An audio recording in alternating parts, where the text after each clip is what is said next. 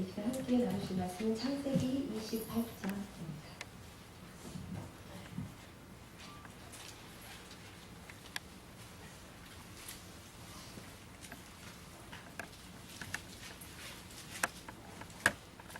창세기 28장 내용이 긴 관계로 목장 모임 때 읽으셨다고 믿고 오늘은 10절부터 22절까지만 함께 공독하도록 하겠습니다. 창세기 구약 첫 번째 책, 성경 제일 처음 책 창세기 28장 10절부터 22절을 찾으셨으면 다 같이 읽으시겠습니다. 시작. 야곱이 브에세바를 떠나 하란으로 향하여 가더니 한 곳에 이르러는 해가 진지라. 거기서 유숙하려고 그곳에 한 돌을 가져다가 베개로 삼고 거기 누워 자더니 꿈에 본즉 사닥다리가 땅 위에 서 있는데 그 꼭대기가 하늘에 닿았고 또 본즉 하나님의 사자들이 그 위에서 오르락 내리락 하고 또 본즉 여호와께서 그 위에 서서 이르시되 나는 여호와니 너의 조부 아브라함의 하나님이요 이삭의 하나님이라. 내가 누워있는 땅을 내가 너와 내 자손에게 주리니 내 자손이 땅에 티끌같이 되어 내가 서쪽과 동쪽과 북쪽과 남쪽으로 퍼져 나갈지며 땅의 모든 족속이 너와 내 자손으로 말미암아 내가 너와 함께 있어 내가 어디로 가든지 너를 지키며 너를 이끌어 이 땅으로 돌아오게 할지라. 내가 내게 허락한 것을 다 이루기까지 너를 떠나지 않겠다 하신지라. 야곱이 잠이 깨어 이르되 여호와께서 과연 여기 계시거늘 내가 알지 못하였도다. 이에 두려워하여 이르되 두렵도다 이곳이요 이것은 다름 아닌 하나님의 집이요 이는 하늘의 문이로다 하고 야곱이 아침에 일찍이 일어나 베개로 삼았던 돌을 가져다가 기둥으로 세우고 그 위에 기름을 붓고 그곳 이름을 베델이라 하였더라. 이 성의 옛 이름은 루스더라. 야곱이 서원하여 이르되 하나님이 나와 함께 계셔서 내가 가는 이 길에서 나를 지키시고 먹을 떡과 입을 옷을 주시어 내가 평안히 아버지 집으로 돌아오게 하시오면 여호와께서 나의 하나님이 되실 것이요 내가 기둥으로 세운 이 돌이 하나님의 집이 될 것이요 하나님께서 내게 주신 모든 것에서 10분의 1을 내가 반드시 하나님께 드리겠나이다 하였더라. 아멘. 아멘. 우리 지난 시간에 이삭이 에서인 줄 알고 야곱을 축복하고 나서 하나님의 손길을 깨닫고 난 장면을 함께 보았었습니다. 그렇죠? 이삭이 하나님의 손길을 깨달았을 때 하나님의 말씀에 순종해서 야곱을 축복하기로 하였었어요. 그렇죠? 그렇게 이삭의 뒷부분의 모습을 보고 이어서 리브가와 야곱이 잘못한 부분에 대해서 함께 보았었습니다. 리브가와 야곱의 잘못을 한마디로 얘기하면 한다고 그랬죠? 신본주의적 인본주의. 그렇죠? 하나님 중심인 것 같은데 사람 중심. 하나님의 뜻을 쫓는 것 같은데 자기 마음대로 하고 있는 것. 신본주의적 인본주의가 리브가와 야곱이 저지른 잘못이었습니다. 여러분 그러면 한 주간 동안 리브가와 야곱처럼 하나님의 뜻을 쫓는다고 하면서 내 뜻을 쫓으셨나요? 아니면 하나님의 뜻에 순종해서 뒤를 조용히 따라다니셨나요? 지난 시간에 말씀을 들으시고 나오시면서 양형원 집사님이 내가 깨달았습니다 이러시는 거예요. 은혜 받으셨구나. 그랬더니 양명자가 리브가인 것을 깨달았습니다. 내가 리브가인 것을 깨달았습니다 하면 은혜 받으셨는데 양명자가 리브가인 것을 이렇게 세상에서 좋아 보이는 우리 양명자 집사님을 리브가라고 깨달으셨다고. 근데 사실 우리가 다 리브가예요. 우리가 하나님의 뜻을 쫓으면 되는데 내 머리가 너무 빠른 거예요. 한 주간 제가 그 캔자스를 갔다 왔는데 짐을 많이 들고 막 이렇게 공항에서 옮기잖아요. 그런데 제 짐도 있고 남편 짐도 있고 아라 짐도 있잖아요. 그런데 아라는 막 이렇게 공항이니까 차도 많고 그냥 자기 혼자 쫓아만 와줘도 고맙잖아요. 그리고 자기 가방 들고 와주면 고마운데 그것만 해주면 도움이 되는데 얘가 너무 머리가 빠른 거야. 그래서 자기만 와줘도 고마운데 엄마 짐을 챙기느라고 그렇게 바쁜 거예요. 그래서 도로를 건너오는데 엄마 짐을 먼저 놓고 아라랑 아라 짐을 갖고 오는데 엄마 짐을 갖고 가니까 안 가겠다는 거예요. 도로에서 못 가고 차는 빵빵거리고 얼마나 저를 힘들게 하는지 제가 그걸 보면서 야곱과 리브가를 보고 저를 봤습니다. 우리는 하나님 앞에 아기처럼 하시는 대로만 그냥 쫓아가면 되는데 자기 머리가 너무 빨라요. 그래서 자기가 해보겠다고 하는데 전혀 도움은 안 되는 거예요. 하나님의 일을 전혀 도움 안 돼요. 자기가 내 짐을 갖고 가려고 해봤자 도움이 안 되잖아요. 그죠? 그냥 자기만 엄마가 가라는 대로 손 잡고 따라오면 되는데 엄마 짐 챙긴다고 거기서 안 오고 있으니 일에 도움이 안 되는 거예요. 그게 하나님 앞에 우리 모습인 것 같습니다. 우리는 그냥 하나님이 이끄시는 대로 손잡고 따라만 와줘도 되는데 거기서 내가 너무 머리가 빠른 거예요. 내가 이거 해보겠다고 저거 해보겠다고 아무 도움이 안 돼. 하나님께 아무 도움이 안 돼요. 우리는 신본주의적 인본주의로 살아가지 마시고 하나님이 이끄시는 대로 한 걸음 한 걸음 따라가기만 하면 돼요. 그렇죠? 그것이 지난 시간의 말씀이었습니다. 오늘은 이어서 창세기 28장의 말씀을 한번 보려고 합니다. 첫 번째 질문이 무엇이었냐면 지금 우리가 지난 시간에 봤듯이 야곱이 그렇게 하나님의 축복을 갈구하고 갈구해 하나님의 축복을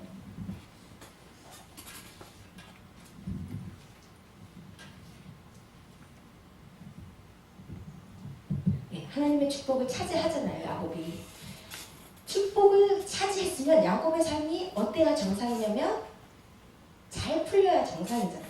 그죠? 하나님의 축복을 받았으니까. 그런데 창세기 27장에서 축복을 받고 나서 야곱의 삶은 어땠냐면 한마디로 거짓 인사가 돼요. 그죠?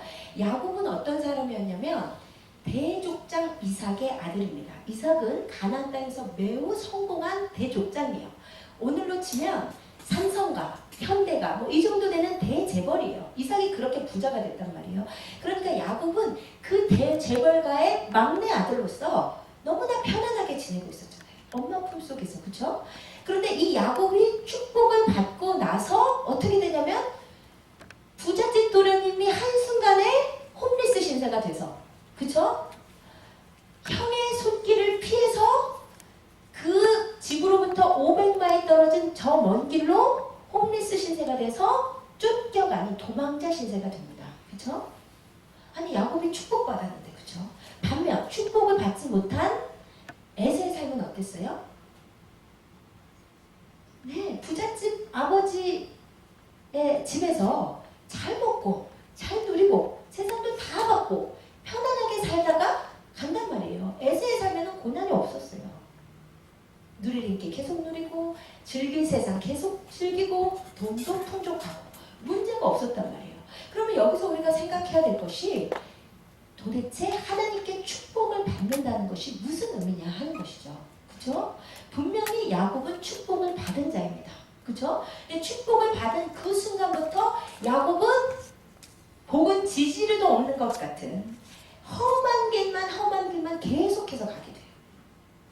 그러면 여기에서 성경이 말하는 하나님으로부터 오는 축복을 받았다는 것의 의미가 무엇일까요?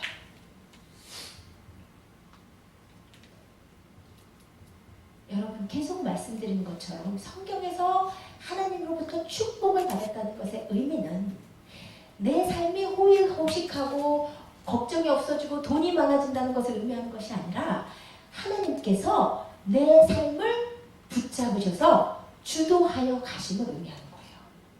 이때부터 창세기 27장에서 야곱이 축복받은 이후부터 그 삶은 하나님의 손에 붙잡힌 삶이 시작됐단 말이에요. 하나님이 그 삶을 주도해 가시기 시작했단 말이에요. 이것이 하나님으로부터 여러분이 받을 축복입니다. 하나님으로부터 여러분이 받을 축복은 돈일 수도 있고 아닐 수도 있어요. 그렇죠? 명예복일 수도 있고 아닐 수도 있어요. 장수일 수도 아닐 수도 있어요. 그렇죠? 그것이 중요한 게 아니라 하나님으로부터 오는 복의 본질은 내 삶을 하나님이 붙잡으셔서 내 삶을 주도해 가시기 시작한다는 거예요. 아시겠죠? 그게 야곱이 받은 축복이고 우리에게 예비된 축복이란 말입니다. 근데 이거는 사실 지금까지 많이 해왔던 거예요. 그죠? 이삭과 이스마엘의 삶, 축복받지 못한 이스마엘은 편안했고 축복받은 이삭은 하나님 손에 붙잡혀서 곤란했던 삶이었어요. 근데 이 에서와 야곱에 의해서 하나님으로부터 축복받았다는 것의 의미가 무엇인지 하나가 더 드러나요. 그게 뭔지 아세요? 여러분 보세요. 야곱과 에서가 태어날 때 각자의 독특한 기질이 있었습니다. 그게 뭐였죠? 우리 창세기 26장으로 가보시겠습니다. 25장.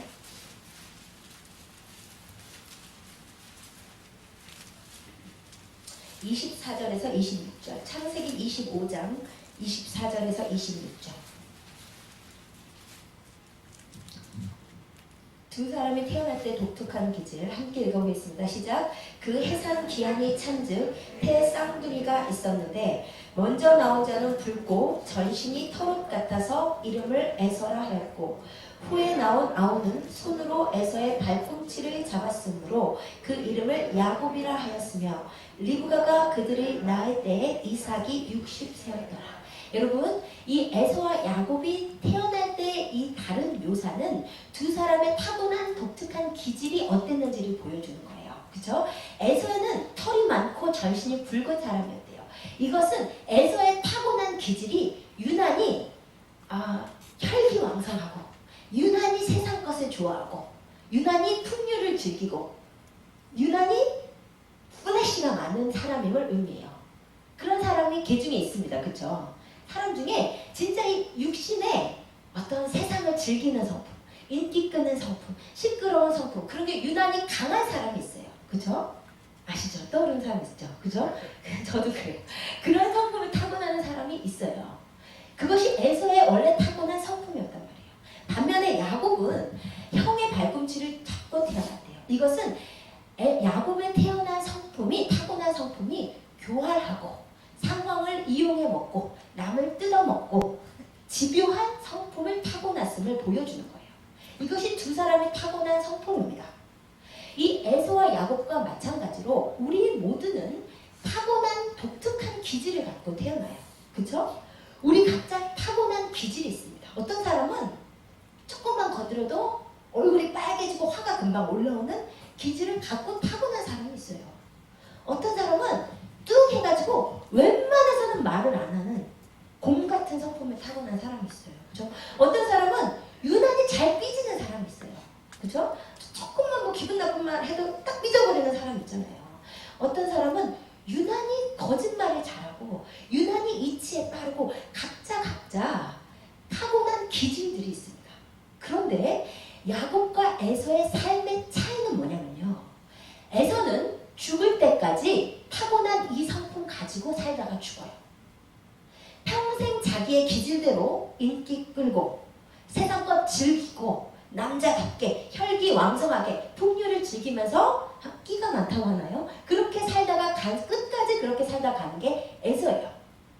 반면 야곱은 어떠냐? 원래 타고난 기질은 다른 사람 이용해 먹고 거짓말 해먹고 머리 빨리 돌리면서 사람 거 뽑아먹는 성격인데 야곱은 이 기질대로 살지 못했단 말입니다. 왜요? 하나님의 축복을 받아버렸기 때문에. 무슨 말이냐?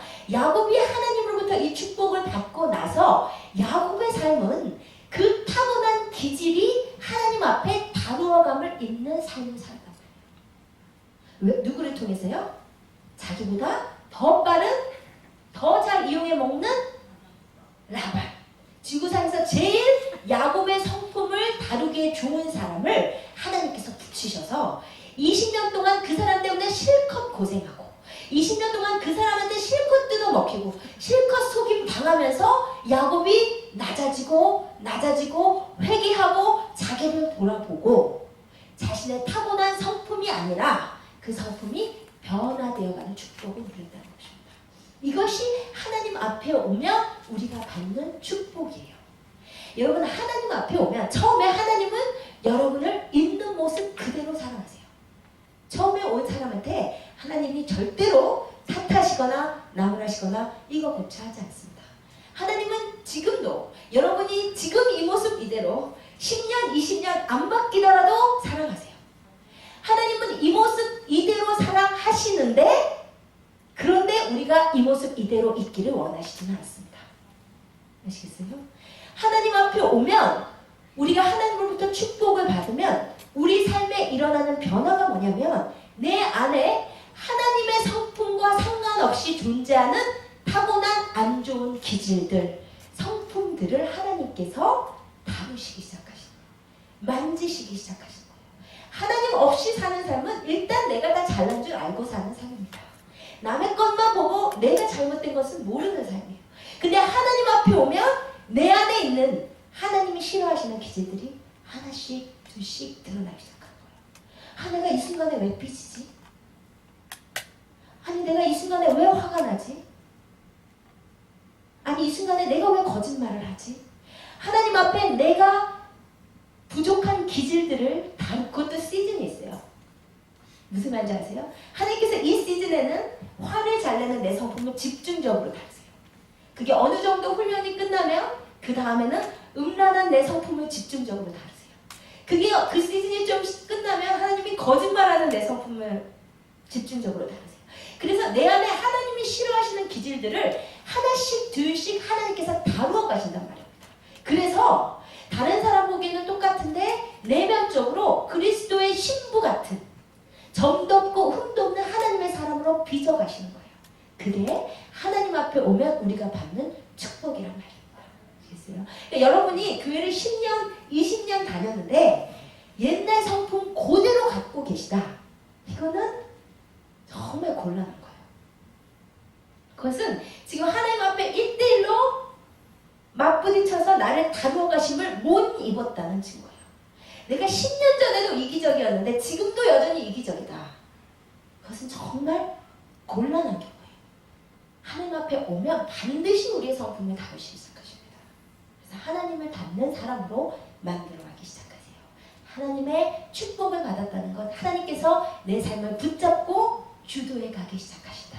그리고 내 안에 하나님이 싫어하시는 성품들을 하나님을 닮는 성품으로 다루어 가시는 것, 내 안의 기질이 다루어감을 입는 것, 그것이 하나님 앞에 오면 우리가 겪는 축복입니다.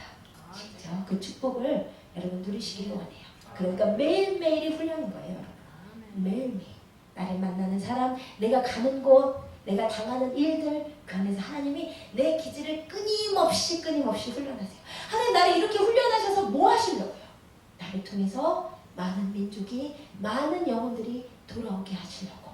그리고 예수 그리스도를 닮은 예수 그리스도 우리의 신랑을 만나기에 충분한 신부의 모습으로 단장시켜 주시기 위해서 진짜 우리를 다루어 가십니다. 그때 잘 다루어감을 입으시는 여러분 되시기를 부탁을 드립니다. 그런데 여기에서 한 가지 생각하셔야 될 것이 하나님께서 이제 축복받고 홈리스 신세가 되어서 떠나는 야곱이에요. 그런데 하나님께서 이때 분리시키는 사람이 있었습니다. 야곱과 분리시키는 사람. 그 사람 누구였죠? 리브가였어요. 그죠? 리브가가 처음에 야곱을 하란으로 보낼 때는 조금 있다가 에서가 마음에 누그러지면 다시 데리고 올 생각이었어요. 그런데 웬걸 오늘 간 야곱이 몇 년 후에나 돌아와요? 20년 후에나 돌아오고 리브가하고는 평생 다시 못 만나게 됩니다. 여러분 그러면 왜 하나님께서 리브가와 야곱을 결별시키셨을까요? 첫 번째는 지난 시간에 본 것처럼 리브가와 야곱이 억지로 하나님의 뜻을 이루려 했기 때문입니다. 그렇죠? 그런데 여러분 하나님께서 이루시는 역사는 늘 유념하세요. 우리는 실수해요. 그렇다고 하나님의 뜻이 어그러지냐 그것이 아니고 우리의 실수들을 다 수습하셔서 하나님의 최선으로 이끌어 가십니다. 그것이 하나님의 뜻대로 부름받은 자에게는 모든 것이 합력하여 선을 이룬다는 말씀의 의미예요. 아시겠어요? 하나님의 뜻대로 부름받은 자는 하나님의 뜻대로 모든 것이 합력하여 선을 이룬다면서요. 그것이 어떻게 가능하냐면 우리는 실수를 하는데 하나님께서 그 실수를 다 수습하셔서 하나님의 계획을 하나님의 뜻을 이루어 가신단 말이에요. 그러니까 리브가와 야곱이 결별한 것은 그들이 신본주의적 인본주의로 행했기 때문인데, 그렇다고 하나님이 그 두 사람을 영영 결별시키고 평생 못 만나게 하신 데는 이유가 있었다는 말입니다. 왜 못 만나게 하셨을까요? 그것은 야곱이 마마보이였기 때문이에요. 한번 보세요. 지금 야곱이 몇 살이라고요? 창세기 27장에서 저번에 말씀드렸는데 77살이었어요. 할아버지 야곱이. 근데 자기 쌍둥이 형 에서는 벌써 결혼해서 2명이나 와이프가 있었습니다. 그죠? 근데 77살 된 할아버지가 아직도 결혼을 못했던 것은 이유가 무엇이겠어요?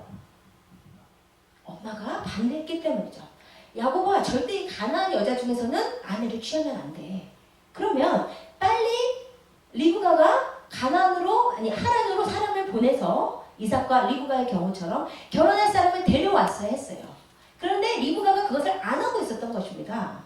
그래서 77세 할아버지가 될 때까지 야곱이 결혼을 못하고 있었어요. 야곱은 우리가 창세기 27장에서 봤듯이 엄마가 하라는 대로 다 하는 아들이었습니다. 여러분, 결혼한 여자가 제일 곤란한 경우가 뭐냐면 남편이 마마보이인 경우예요. 그렇죠? 맞죠? 남편이 자기랑은 상의 안 하고 맨날 전화해서 엄마랑 상의하고, 자기 말은 안 듣고 맨날 엄마랑 상의해서 엄마가 하라는 대로만 하면 정말 여자가 곤란합니다. 그렇죠? 그런데 이 야곱은 그것보다 더 나아가서 결혼도 못할 정도로 리브가에게 종속되어 있었던 사람이에요. 그러니까 분명히 하나님의 뜻이 아닌데도 엄마가 하라니까 가서 아버지를 속이기까지 하잖아요. 야곱은 심각한 마마보이였던 거예요. 모든 것을 엄마에게 다 물어보고 엄마가 하라는 대로 했던, 엄마에게 종속되어 있던 리브가 있습니다. 바로 이것이 하나님께서 리브가와 야곱을 결별시키신 이유예요. 아시겠어요? 왠지 아세요? 리브가가 있는 한 하나님께서 야곱의 인생을 100% 주도해 가실 수 없기 때문입니다. 그렇죠? 왜요? 야곱은 리브가 말만 들으니까. 하나님의 뜻이 이거라고 해도 리브가가 이거라고 하면 리브가의 말을 듣는 것이 야곱이니까. 리브가가 있는 한 하나님께서 야곱을 1대1로 만나실 수가 없는 거예요. 그래서 그 인생에서 리브가를 하나님께서 제거하시고 야곱을 1대1로 만나신 거예요. 왜요?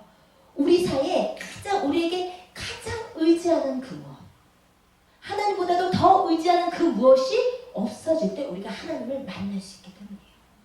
아시겠어요? 여러분의 삶에 여러분이 하나님보다 더 종속되어 있거나 의지하는 것이 있으시다면 그것은 하나님과 나 사이를 방해할 뿐만 아니라 하나님께서 그것을 나의 영혼을 위해서 나와 그것을 분리시키실 수도 있다는 것을 유념하셔야 돼요. 만약에 리브가가 야곱의 영적 성장에 도움이 되는 사람이었다면, 하나님의 음성을 잘 듣도록 도와주는 사람이었다면 평생 이렇게 결별되었을 리는 없습니다. 그런데 리브가는 하나님과 야곱 사이를 너무 막고 있기 때문에 하나님께서 분리시키신 거예요. 여러분, 영적인 리더의 경우도 마찬가지입니다. 우리가 룻기에서 영적 리더와 영적 제자를 배웠지만, 여러분이 처음에 어린 영혼이 예수 그리스도와 연합하기 위해서 영적 리더는 절대적으로 필요해요. 그러니까 처음에는 영적 리더에게 모든 것을 물어보고 영적 리더와 상의하고 영적 리더를 통해서 지도를 받아야 돼요. 그런데 그것이 조금 지나쳐서 영적 리더에게 너무 종속되어 버리면 하나님께서 언젠가는 분명히 그 두 사람을 결별시키십니다. 하나님께서 그 사람을 1대1로 만나주시기 위해서요. 아시겠죠? 그것이 리브가와 야곱을 분리시키신 이유예요. 여러분, 그러면 그것과 동시에 지금 주변에 있는 분들, 리브가는 하나님의 뜻대로 결별되었어요. 그러면 야곱의 인생의 또 다른 중요한 두 사람은 뭐냐면 에서와 라반입니다. 그렇죠? 야곱의 인생에 있어서 에서와 라반의 역할은 무엇이었을까요?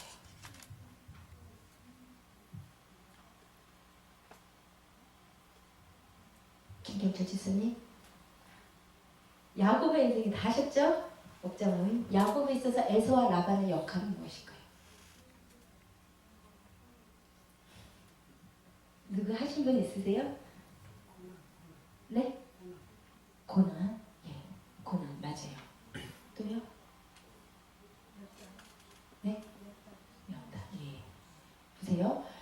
야곱의 인생에 참 에서와 라반은 정말 힘든 원수 같은 사람입니다. 그죠? 에서가 자기를 그렇게 죽이려고 하지 않았으면 그 힘든 하란의 삶을 시작하지 않았어도 됐어요. 그죠? 라반이 아니었으면 그 하란 땅에서 20년 동안 그렇게 고생하지 않았어도 됐어요.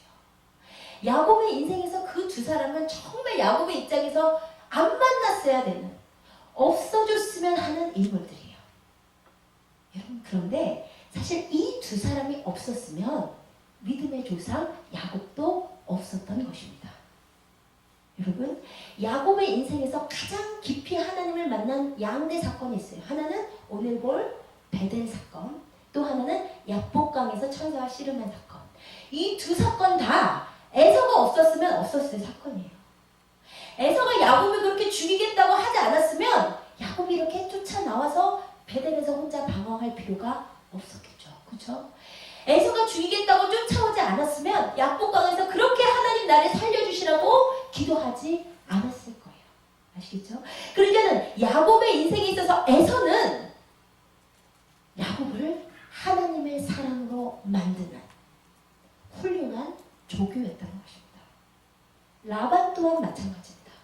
라반을 통해서 20년 동안 야곱이 연단받고 연단받았기 때문에 야곱의 기질이 다루어감을 입었고, 다른 사람을 속이고 다른 사람을 이용해 먹는 것이 얼마나 나쁜 것인지를 야곱이 알 수 있었던 것이에요. 하나님께서 다루어 가셨던 중요한 도구가 라반이었던 것입니다. 여러분, 여기서 유념하실 것이 있어요. 여러분의 인생에 정말 저 사람만 없었으면 하는, 정말 쟤만 안 만났으면 내 인생이 지금보다는 좀 폈을 텐데 하는 분이 계시죠. 근데 여러분, 그분들은 여러분이 하나님의 사랑으로 빚어지기 위해서 하나님 앞에 특별히 임명된 조교임을 기억하셔야 돼요. 정말 그렇습니다. 그것도 무보수로 일해요. 에서나 라반이 하나님 앞에 상급이 있을까요? 없어요. 자기의 기질에 따라 그렇게 한 것일 뿐이에요. 그런데 그 사람들은 자기의 기질에 따라 그렇게 했는데 그것을 통해서 하나님의 사람은 더 거룩하게, 더 신실하게 하나님의 사람으로 빚어져 가는 거예요. 아시겠죠? 여러분의 삶에 진짜 미운 사람들, 그것이 여러분의 남편일 수도 있고 여러분의 아내일 수도 있잖아요. 그렇죠? 정말 저 인간을 안 만났으면 내 인생이 지금 이렇진 않았을 텐데 하는, 하필이면 내 남편일 수도 있어요. 그렇죠? 그게 내 부모일 수도 있어요. 아빠, 엄마, 내 아버지, 어머니, 내 형제 자매일 수 있어요. 내 친구일 수 있어요. 그런데 하나님, 저 사람만 없었으면 좋겠습니다. 내 인생에 저 사람만 없으면 내가 진짜 하나님의 사람으로 살아갈 것 같습니다. 하는데 하나님은 너가 그 사람이 있기 때문에 지금 이 정도라도 살고 있다고 말씀하신 거예요. 아시겠어요? 그 사람을 통해서 우리의 기질을 다룬 것인 거예요. 그 사람이 없었으면 우리가 얼마나 더 교만했겠어요. 그죠? 얼마나 더 세상을 헐헐 날면서 쫓아다녔겠어요. 그 사람 때문에 어쩔 수 없이 겸손해지고, 그 사람 때문에 어쩔 수 없이 무릎 꿇게 되고, 그 사람 때문에 하나님 앞에서 다루어가는 거예요. 기억하시기 바랍니다. 누가 나를 또 괴롭히면 하나님이 나에게 특급 조교를 또 붙이셨구나. 네, 그 사람한테 다루어 갈 만큼 다루시면 하나님께서 옮기시는 거예요. 그 사람이 변할 때까지 기다리시지 마세요. 내가 변할 때를 하나님이 기다리고 계신 거예요. 그렇죠? 내가 변할 만큼 변하고 다루어감을 입을 만큼 입으면 하나님께서 알아서 사람은 조절해 가시는 거예요. 아시겠죠? 문제는 늘 나입니다. 그 사람 보지 마세요. 그 사람을 통해 나를 다루어 가시는 거예요. 아시겠죠? 그것이 베들로 간 야곱입니다. 그러면 오늘 함께 읽은 본문은 아까 말씀드린 대로 야곱의 인생의 양대 가장 중요한 사건 중에 하나인 베들에서 하나님을 만나는 장면입니다. 여러분, 이 장면을 함께 읽었는데 여러분이 어떤 생각을 하시면서 읽었는지는 모르겠지만 이 사건은 너무나 중요한 사건입니다. 왜냐하면 우리 각자에게 이 베델이 경험되어야 되기 때문입니다. 우리는 모두 다 야곱이 베델에서 만난 하나님, 베델에서 만난 하나님의 경험이 우리의 삶에 모두 다 있어야 하기 때문이에요. 아시겠어요? 베델의 삶은 한마디로 뭐냐면 야곱이 지금까지는 하나님을 많이 들어왔었어요. 우리 할아버지를 붙잡으셨던 하나님, 우리 아버지 하나님, 엄마를 통해서 많이 들어만 왔던 하나님이 베델에서 야곱에게 실제로 경험된 사건입니다. 그런데 우리 모두 다 베델의 하나님을 만나야 돼요.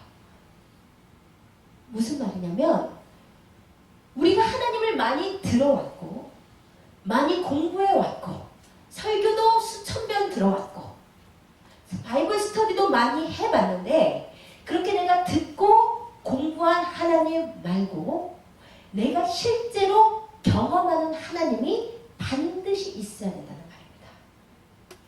여러분, 왜냐하면 기독교는 체험의 종교이기 때문이에요. 기독교는 공부해서 아는 종교가 아니에요.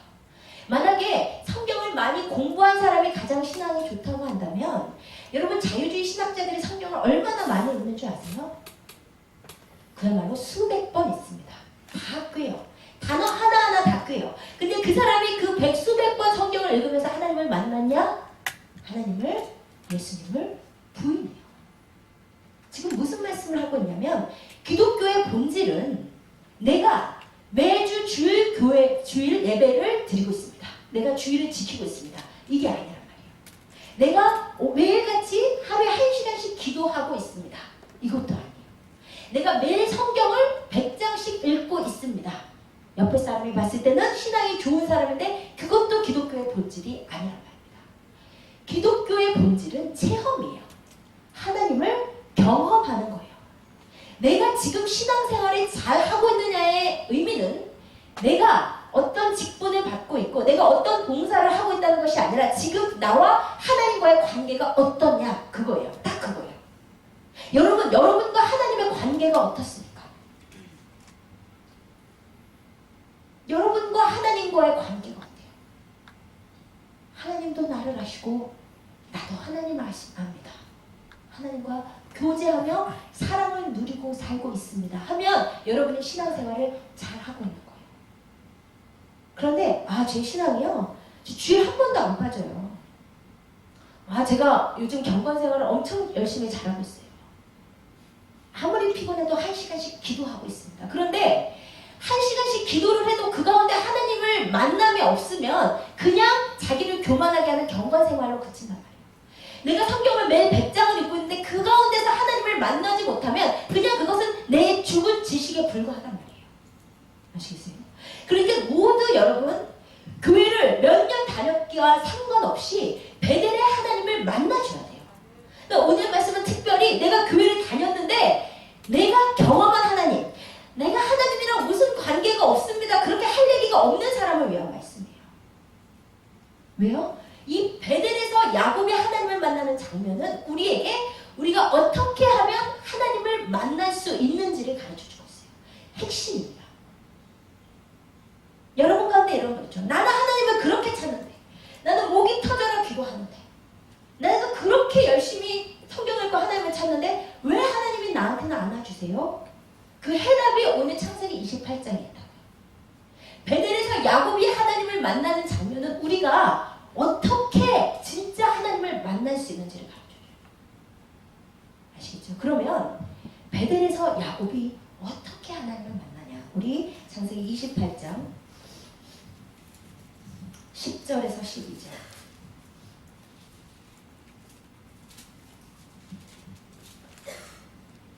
야곱이 베델에서 하나님을 만났던 이유. 함께 읽으시겠습니다. 시작. 야곱이 브엘세바에서 떠나 하란으로 향하여 가더니 한 곳에 이르러는 해가 진지라. 거기서 유숙하려고 그곳에 한 돌을 가져다가 베개로 삼고 거기 누워 자더니 꿈에 본즉 사닥다리가 땅 위에 서 있는데 그 꼭대기가 하늘에 닿았고 또 본즉 하나님의 사자들이 그 위에서 오르락 내리락 하고. 여러분 보세요. 지금 이 장면에서 야곱이 하나님을 만나려고 100일 금식 기도했습니다. 이런 기록이 있나요? 야곱이 하나님을 만나려고 성경 통독학교에서 3번이나 통독을 했습니다. 야곱이 하나님을 만나려고 목이 터져라 부르짖었습니다. 이런 기사도 없어요. 그런데 야곱이 누워 자더니 꿈에 본즉 사닥다리가 야곱부터 하늘까지 뚫려 있어요. 근데 이 사닥다리라고 번역되어 있는데 이 단어는 사실 사닥다리가 아닙니다. 이 사닥다리라는 단어의 원어는 술람인데요. 이 단어는 히브리 성경 전체에서 딱 한 번 쓰인 단어예요. 그러니까 우리가 원어를 연구할 때 이 단어의 의미가 무엇인지를 알기 위해서는 이 단어가 쓰인 다른 예, 용예를 찾아보면 이 단어가 무슨 뜻인 줄 알잖아요. 근데 이 술람이라는 단어는 곤란한 게 구약성에서 딱 여기밖에 없어요. 그러니까 이게 그냥 사닥다리라고 번역됐지만 사실 진짜 무슨 단어인지는 모르는 거예요. 근데 한 성서학자가 이 술람이라는 단어를 연구를 해봤습니다. 이 구약성서에는 이 단어가 안 나오니까 당시 고대 근동의 다른 언어들 중에서 이 단어와 같은 어원을 가진 단어들을 다 찾을 수 있는 문헌을 다 찾아서 봤어요.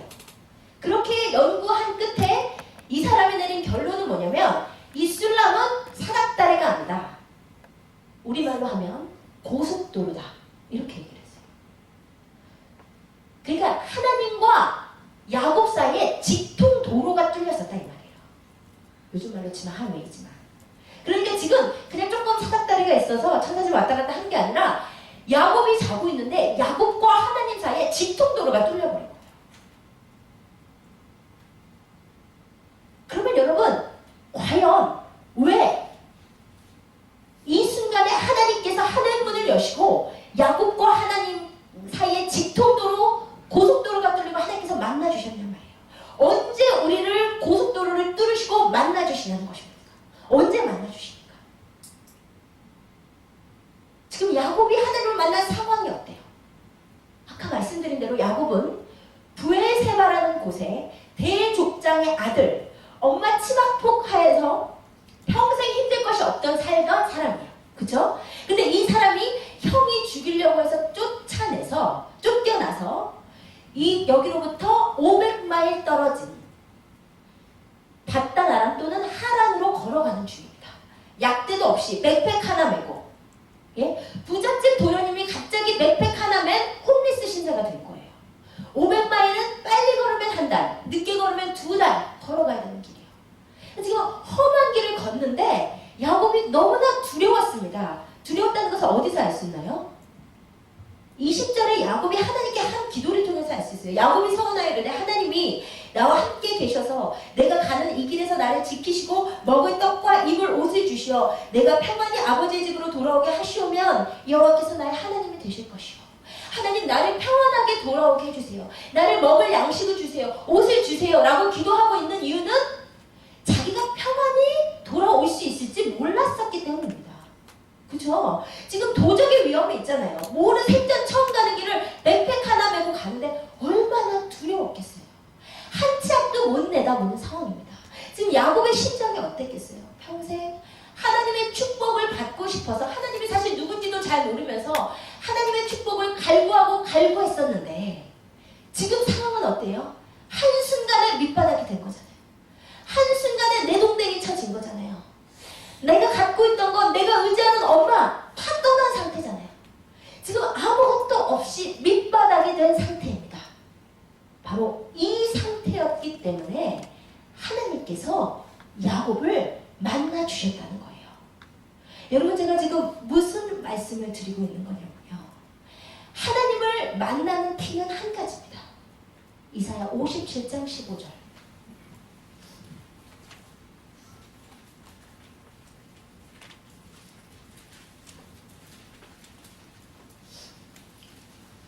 이사야 57장은 구약 중간 정도에 있습니다. 구약 1038페이지 탭으로 4라고 쓰여져 있는 부분이에요. 4. 이사야 57장 15절. 이사야 57장 15절 구약 1038페이지.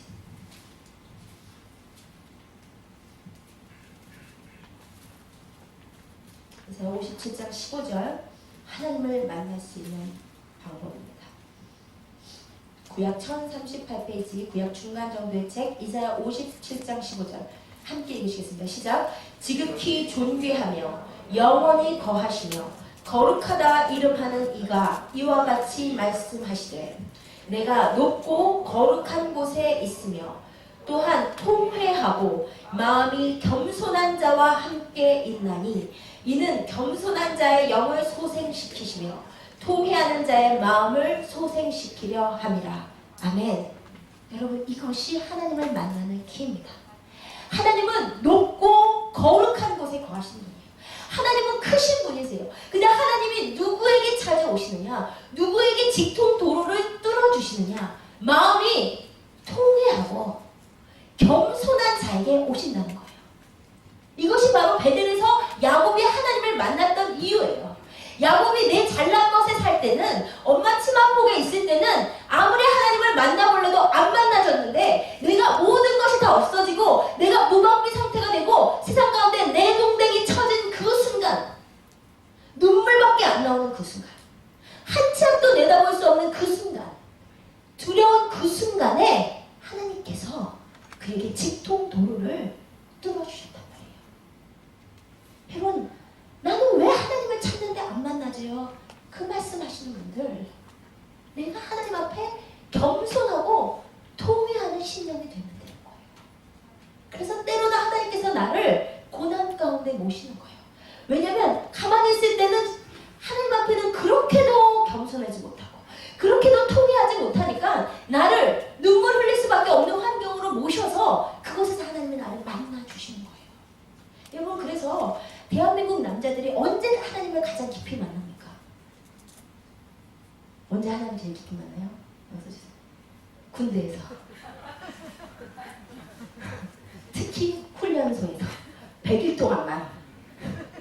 제가 예전에 한국에서 군대에 세교를 하러 간 적이 있어요.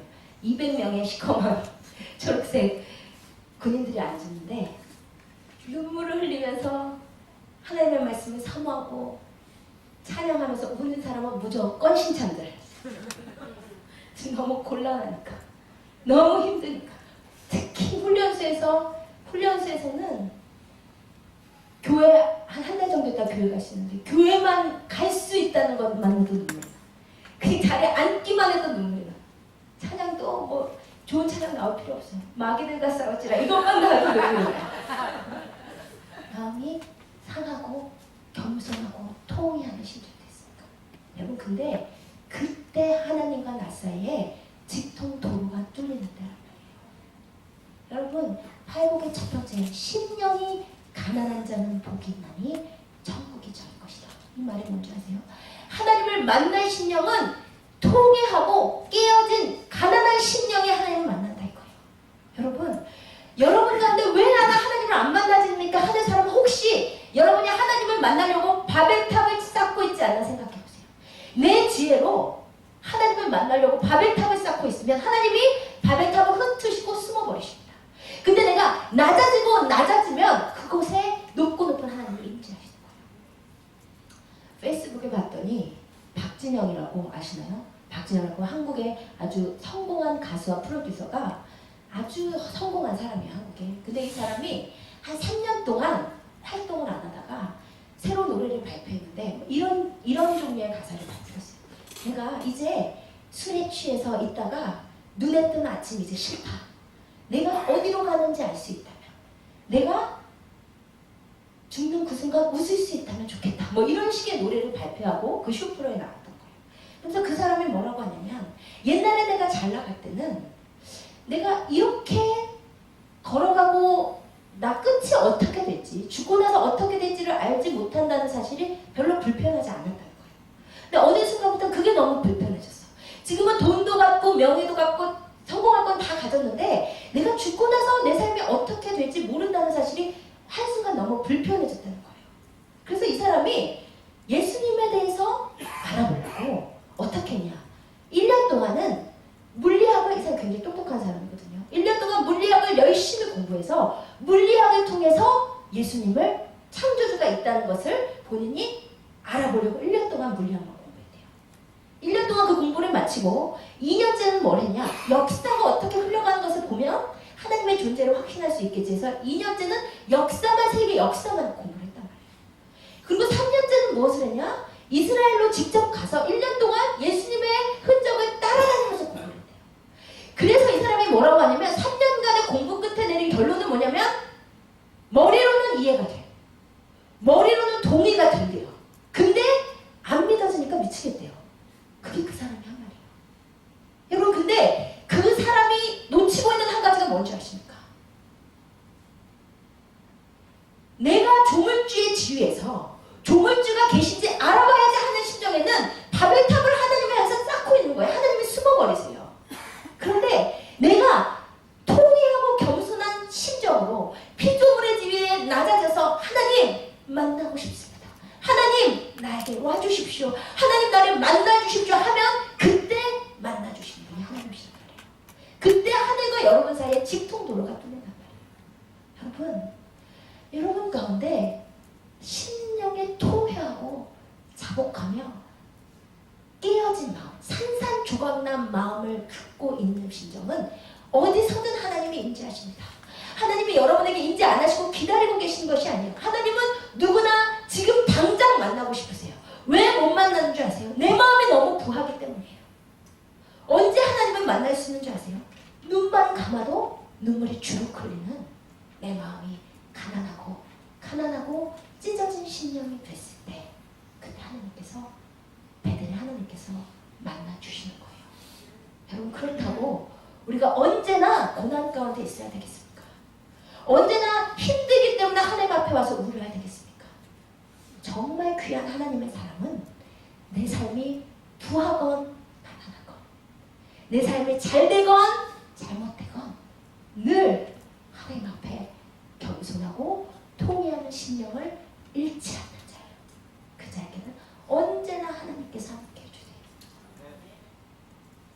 언제나 말씀드린 것처럼 젖은 눈, 깨어진 가슴, 꿇는 무릎으로 사는 자가 그리스도입니다. 내가 어떤 상황 가운데 있든지 하나님 앞에 철저히 낮아져서 하나님이 지금 나를 돕지 않으시면 한순간도 앞으로 갈 수 없습니다. 다른 사람을 보면 쟤는 있을 거 다 있고 배울 거 다 배우고 부족한 것이 없는데 왜 하나님께 울어? 근데 하나님 앞에 그 깨어진 심령을 잃지 않는 자가 진짜 하나님이잖아요.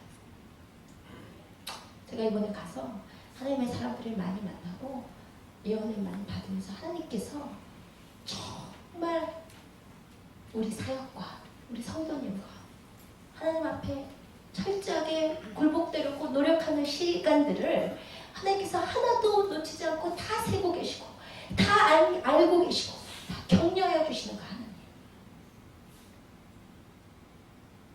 여러분, 우리가 섬기는 하나님은 진짜 살아계신 하나님이시거든요. 여러분, 배우는 하나님이 아니에요. 설교자의 하나님이 아니에요. 우리 함께 하신 하나님. 여러분, 뒷부분은 제가 이야기가 긴 관계로 짧게 말씀드리고 마칠게요. 그때 만난 하나님은 어떤 하나님이시냐면요. 15절 잠깐 보겠습니다. 27장, 28장. 우리가 베델의 하나님을 만나면 우리가 만날 하나님은 이런 하나님이십니다. 우리 28장 15절 함께 읽어보겠습니다. 시작. 내가 너와 함께 있어 내가 어디로 가든지 너를 지키며 너를 이끌어 이 땅으로 돌아오게 할지라. 내가 내게 허락한 것을 다 이루기까지 너를 떠나지 아니하리라. 우리가 하나님을 만나면 그 하나님은 어떤 하나님이냐면 어디로 가든지 나와 함께 있어. 내 편이 되어주시는 하나님, 그 하나님을 만나는 거예요. 하나님께서 처음에 야곱에게 임재하셔서 나는 아브라함의 하나님이고 이삭의 하나님이야. 근데 너가 어디로 가든지 함께 할 거야 말씀하셨어요. 이 말은 뭐예요? 이제 너의 하나님이야. 아시겠어요? 여러분이 만날 하나님은요, 여러분의 부모님의 하나님도 아니고 여러분의 목사님의 하나님도 아니고 여러분의 영적 리더의 하나님도 아니고 나의 하나님. 내가 어디로 가나 함께하는 내 삶에서 임마누엘입니다. 이것이 내가 어디로 가든지 내가 지금 공부하고 있건 학교에 있건 부엌에서 살림을 하고 있건 내가 일을 하고 있건 어디서나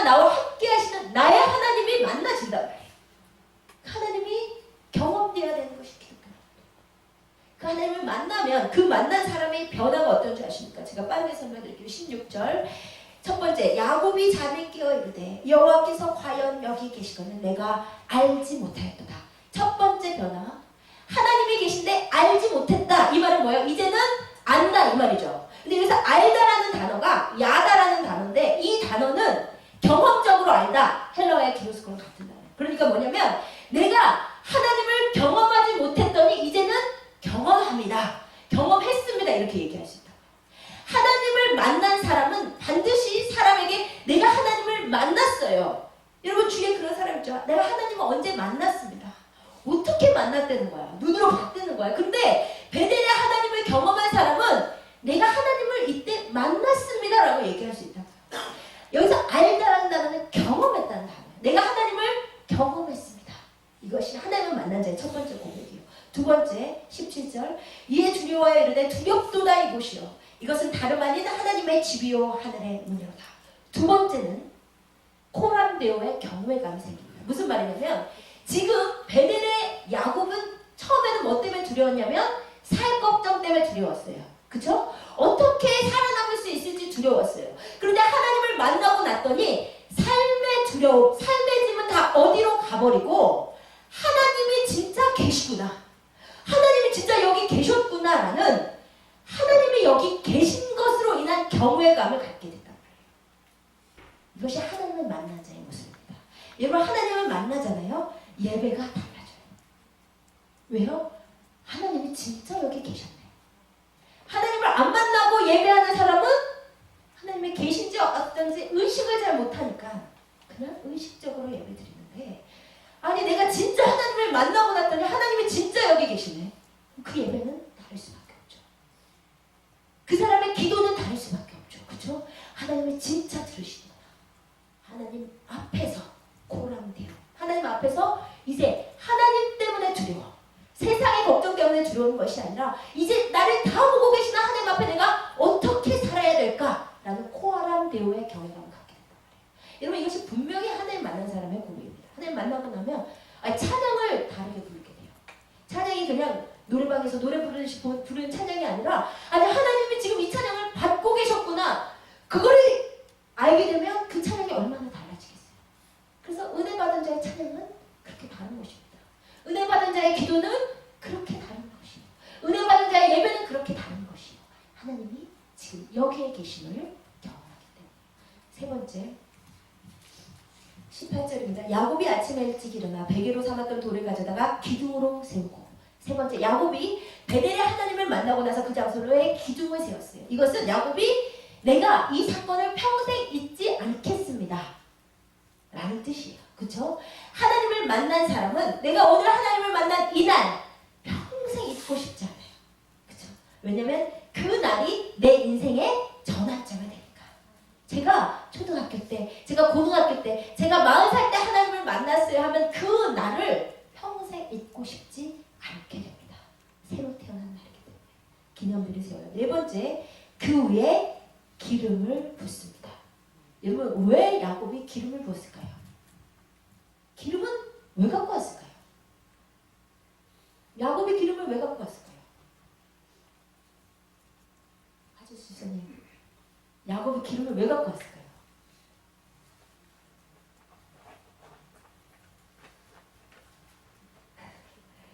당시 기름은 당시에도 화폐가 있었습니다. 있었다고 보여요. 근데 화폐가 오늘날처럼 널리 유통되지 않을 때 기름은 재산과도 같은 거였습니다.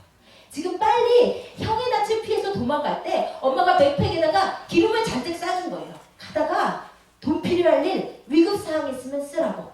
그래 여업이에요. 요게 없으면 안 돼요. 야곱은 지금 한 달 반 이상을 걸어가야 되는데 엄마가 준 돈 써버리면 안 되잖아요. 그런데 하나님을 만난 이 경험이 너무 중요하니까 기념비를 세우고 거기다가 여행 갈 때 필요한 돈, 기름을 다 부어버린 거예요. 여러분 이것이 하나님을 만난 사람의 모습입니다. 하나님을 만나면 하나님 앞에 다 드리고 싶어요. 여러분 하나님을 경험하지 못하고 하나님을 경험하지 않은 상태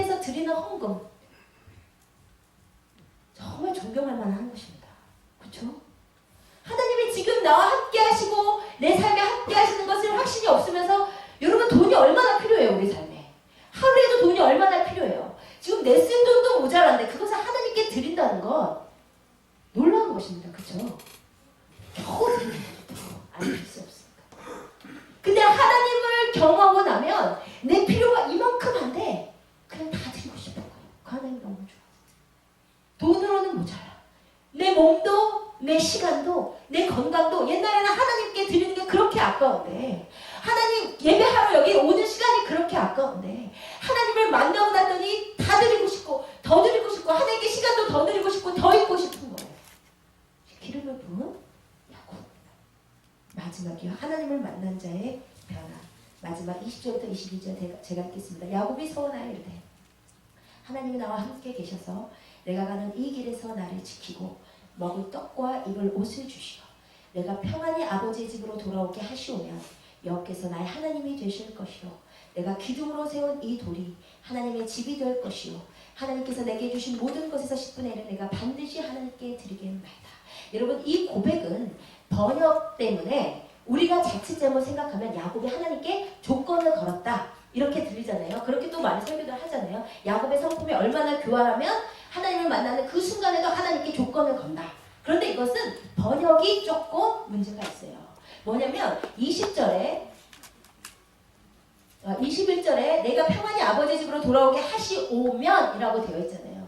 이것은 암이라는 히브리어를 if로 조건을 걷는 걸로 해석한 거예요. 근데 이 암이라는 단어는 조건이라는 의미도 있지만 그것보다는 강한 소망과 확신을 의미합니다. 그러니까 어떻게 번역해야 되냐면 내가 평안히 아버지의 집으로 하나님께서 반드시 돌아오게 하시리니 이런 믿음의 고백으로 해석해야 돼요. 그리고 22절에도요. 내가 기둥으로 세운 이 돌 21절에요. 내가 평안히 아버지의 집으로 돌아오게 하시오면 여호와께서 나의 하나님이 되실 것이요. 이 말은 내가 하나님이 나를 지켜주시면 내가 그때 하나님을 섬기겠습니다. 이 의미가 아니고 되다라고 번역한 하야라는 단어가 되다라는 의미도 있지만 뭐뭐입니다 라고 해석해요. 그러니까 하나님은 나를 반드시 내 집으로 평안히 돌아오게 하시리니 왜냐하면 하나님은 나의 하나님이시기 때문입니다. 이렇게 믿음으로 고백한 거예요. 이번 하나님을 만난 그 순간 여러분 하나님이 얼마나 두려운 존재인데 하나님이 얼마나 큰 존재인데 하나님을 만난 그 감격적인 순간에 어떻게 하나님께 조건을 걸었겠습니까? 하나님이 분명히 나를 평안하게 돌아오게 하실 거예요. 왜냐하면 지금 만나주셨으니까. 하나님은 나의 하나님이십니다. 하나님을 만난 자의 믿음의 고백입니다. 여러분 오늘 이 장소가 베델이 되시기를 주님의 이름으로 정말 부탁드립니다. 정말 자주 말씀드리지만 여러분을 자극하려고 하는 것이 아니라 하나님은 살아계신데 왜 그 살아계신 하나님을 경험하지 못하고 교회만 다니세요? 그것처럼 고용이 또 어딨겠습니까? 많이 하는 비유처럼 수박을 들고만 다니면 얼마나 무거워요. 그렇죠?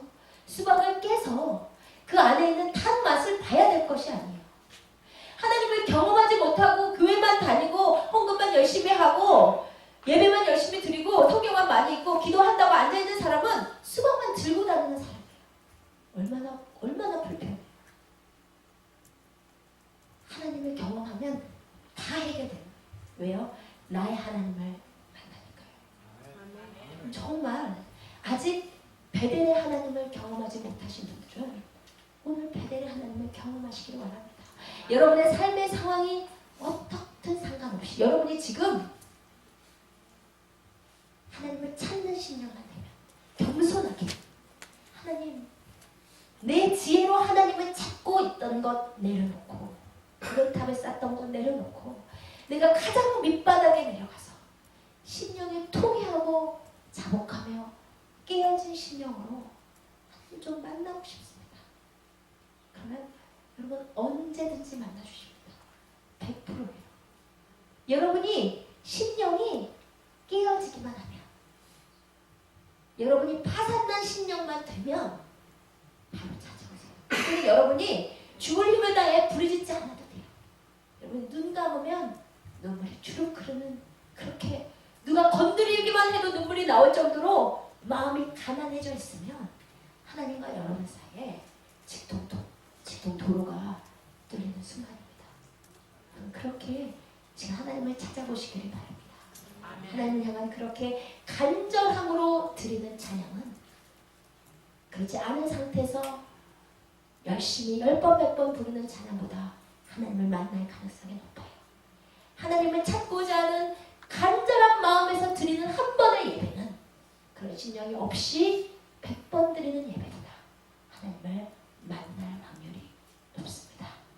이 시간 그 하나님, 크고 높으시지만 중심에 통회하고 겸손한 자에게 함께 하신 하나님을 만나신 여러분 되시기를 주의 이름으로 부탁드립니다. 이 시간 함께 일어나서 이 찬양 하나님 앞에 보내십시다.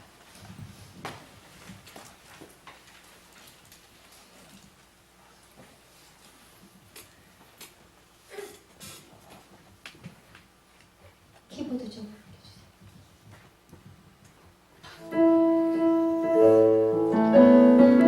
여러분 이 찬양 부르실 때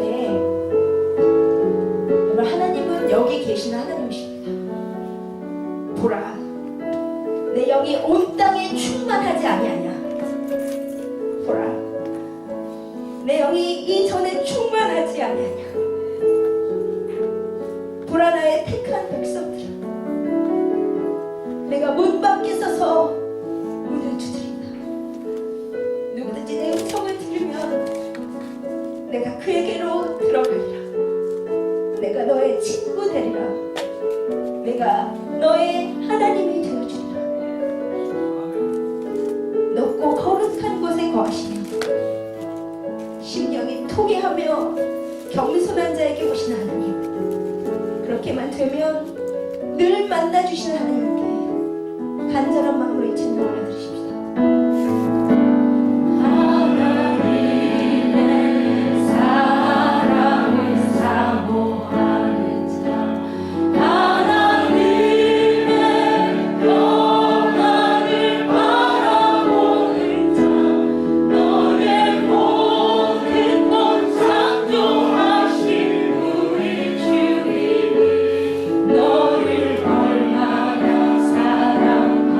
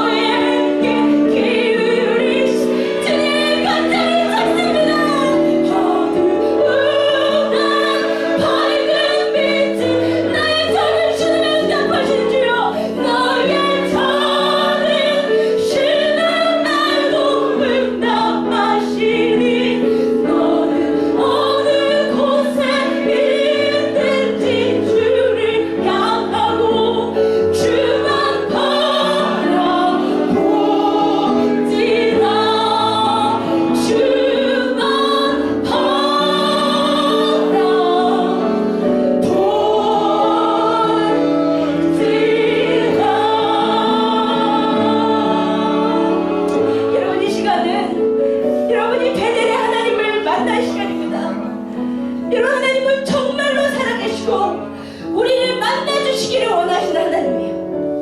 우리는 하나님을 경험하기를 내가 원한다고 생각하고 있는데 하나님이 우리를 쫓아오고 계시고 하나님이 우리를 벌수하고 계신 거예요. 문제는 우리의 마음입니다. 여러분, 여러분의 마음이 교만하거나 여러분의 마음이 기름이 낀 것처럼 부여한 자에게는 하나님께서 숨으실 수밖에 없는 것이에요. 여러분, 이 시간 삶의 한가운데로 내 동댕이 쳐져서 돌을 팩에 삼아 울다가 잠들었을 야곱의 심령이 되기를 원합니다.